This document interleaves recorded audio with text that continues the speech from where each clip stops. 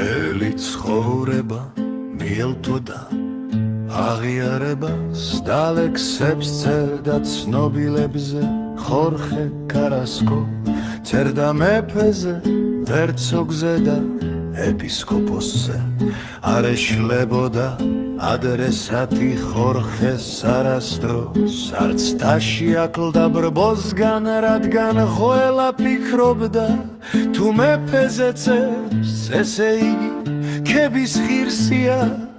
ხოდა ხორხემაც დაიჯერა რომ პოეზიის მსახურება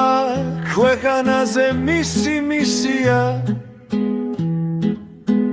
ბოლოს ცოცხლებზე საწერი რომ შემოელია არ უფიქრია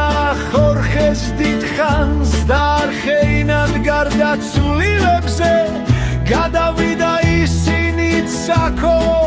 მიცვალებულთა სახელითაც ნახა ხეირი ერთ დღეს თავადაც მოხვდა ხორხე და მასთან ერთად მისი სახელიც გაქრა მაგრამ არ უნდა ბედი ახლა მის საფლავს ნახავ ცნობილ სასაფლაოზე ცნობილი ქურდის და ცნობილი მეძავის გვერდი